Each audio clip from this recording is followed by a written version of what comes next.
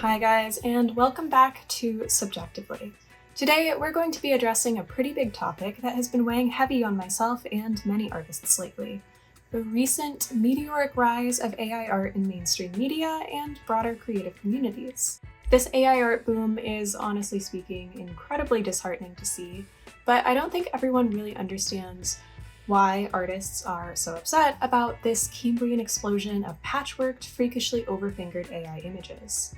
In this video, I'd like to go over how AI art is actually made, as well as the implications these readily available images have for both professional and hobbyist artists. But first, please allow me to take a moment to direct you to our Patreon.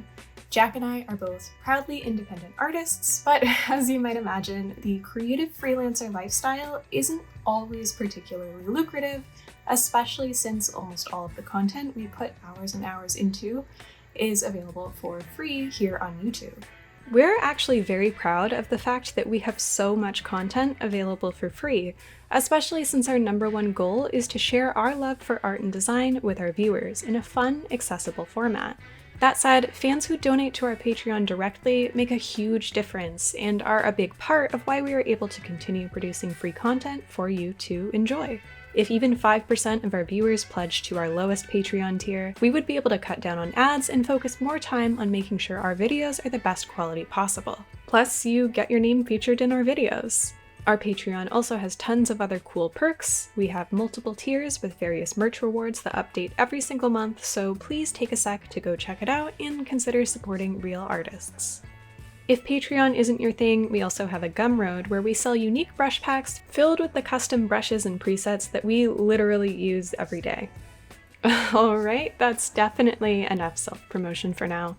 Thank you so much for hearing me out, and if you have a few extra bucks, please consider pledging to support Subjectively.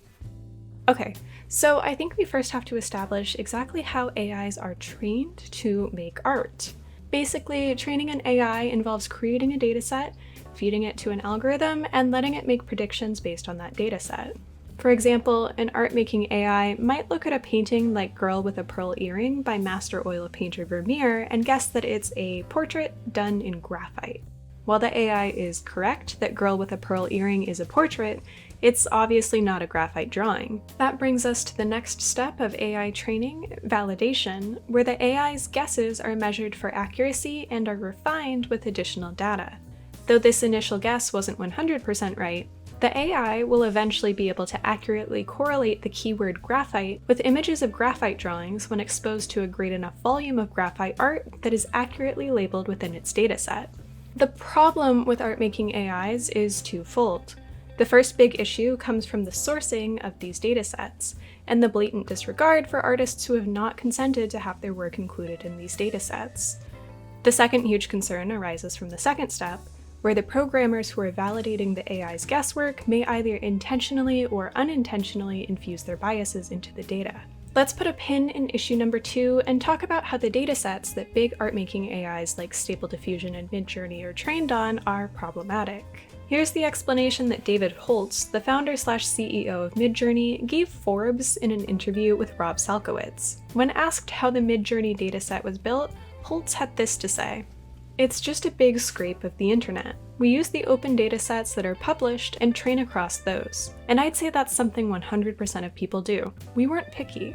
I personally really hate this kind of excuse. Holtz's phrasing implies that because everyone does it, it's okay to steal from artists and include their artwork in these datasets without seeking permission. He's totally downplaying any personal wrongdoing by claiming to be one offender of many, which to me is such a playground excuse, it's almost baffling to hear it come from the mouth of a wealthy tech CEO. Later in the same article, Holtz states that actually it isn't even possible to get consent from so many artists anyway, which is demonstrably untrue. For instance, Getty just published an AI that was trained entirely on their own library of fully licensed images. What Midjourney is really saying is that they don't want to bother seeking permission from artists, probably because they know most artists would say no, plus they kind of already use these datasets, so it's too late now, isn't it? This behavior just really icks me out, and it also reminds me of that scummy Inuyasha NFT guy whose defense against copyright infringement was that his NFTs were already on the blockchain. You have a really good way you explain it about the about the copyright issue that everyone's afraid of?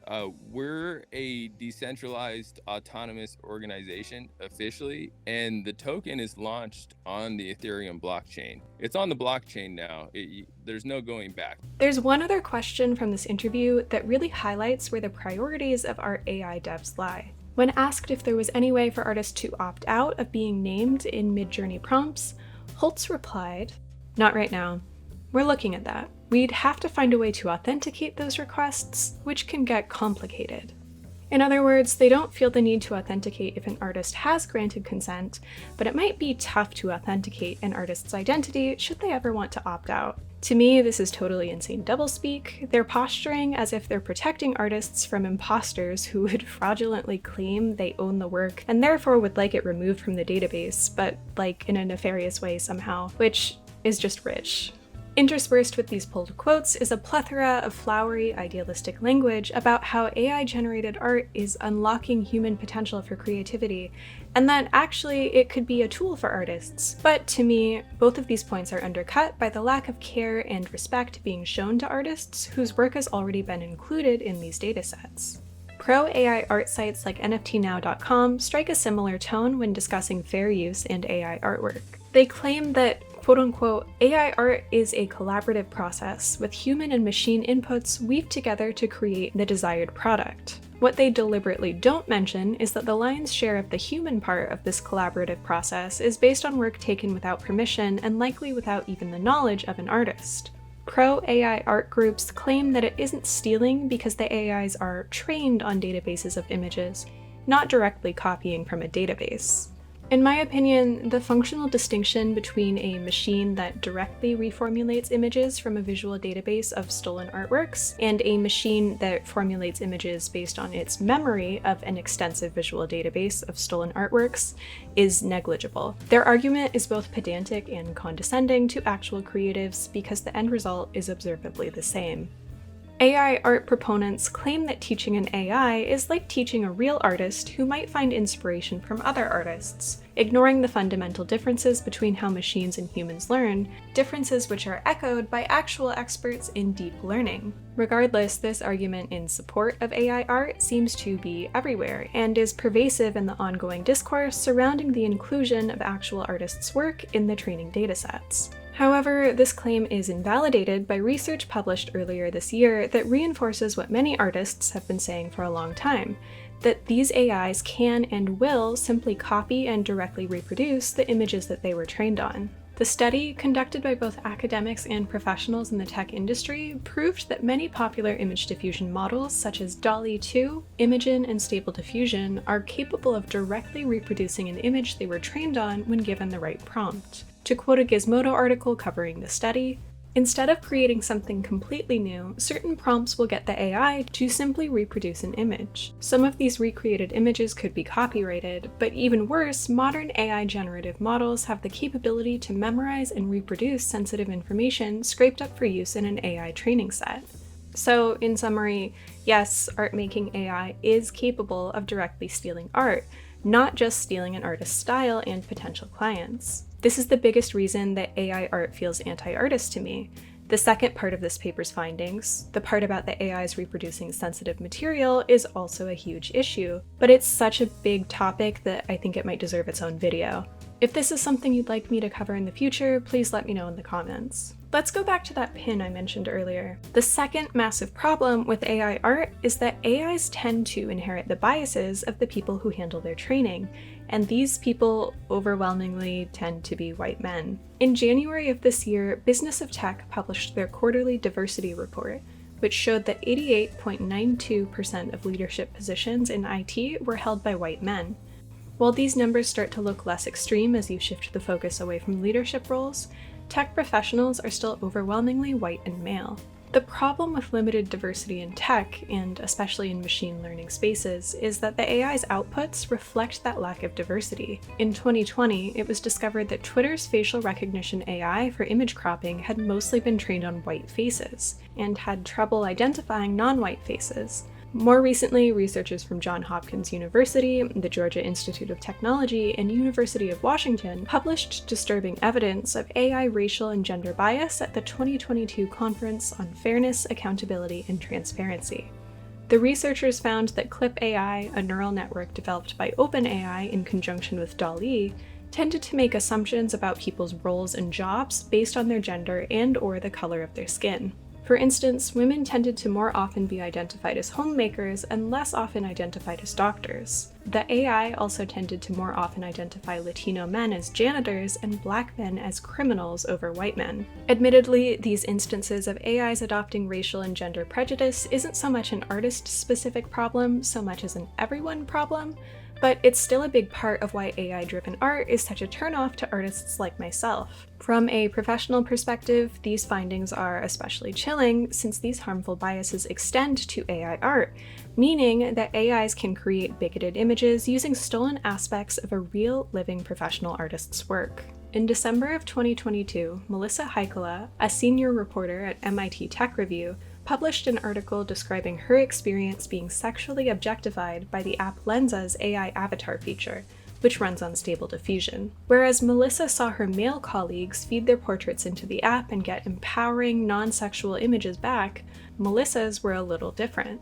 Of the 100 avatars she generated, 16 were completely topless, and another 14 had her in, quote, extremely skimpy clothes and overtly sexualized poses. Furthermore, Melissa noticed that many more of the avatars were clearly modeled after generic Asian women, seemingly based on anime or video game women, and had completely lost her likeness altogether. Curiously, when Melissa told the app that she was male instead, suddenly her portraits became more assertive, more conservatively dressed, and better captured her likeness. Other Lensa users reported encountering similar biases. The AI made them thinner, lightened dark skin, and, if they were female presenting, sexualized their portraits. And remember, Lensa isn't art-making AI. These problematic portraits were made on the backs of artists whose work was scraped into the Stable Diffusion dataset without their consent. Some Lensa users even found that their AI-generated portraits contained the mangled remnants of the original artist's signatures in the corner of their avatars. Not only are artists having their work stolen, but it's being used to manifest the racial and gender biases of the AI programmers. These are the foundational reasons why artists hate AI art. Our work is being stolen, and some art jobs are already being replaced by AIs built on stolen work. Furthermore, even the biggest AI art networks demonstrably contain harmful biases, so there's a very real chance that an artist's style could be used to illustrate sensitive or offensive imagery. Overall, there are clearly some huge problems with this burgeoning industry that I don't think the developers of these AIs have slowed down to properly address, and that's a scary thought. I do want to clarify that I'm not trying to say that the people who make these AIs are all racist and sexist. I don't think they are, but I do think it's important to point out that when AIs are being trained by a largely homogenous, privileged group of people, there are inevitably going to be blind spots in their data that they wouldn't think to account for. I'm gonna wrap up here for now. Like I mentioned earlier, there are definitely a ton of other topics within the sphere of AI art that I could talk about, but I thought this would be a nice primer to help people understand why most artists are so opposed to the usage of AI art. Some other subjects I was initially going to cover in this video include the relationship between AI art and NFTs, the effect of commodifying art as a product that puts money in the hand of a few already wealthy companies versus many freelance artists and small businesses, and the horrifying potential for AI to create sensitive deepfake images. If any of these topics sound interesting to you, please let me know in the comments, and maybe I'll take another look at these specific subjects. For now, I want to leave you with another big thank you to our patrons, and also encourage you to support independent artists, both online and in your local community. And be sure to leave a like if you enjoyed the content of this video. Peace, guys!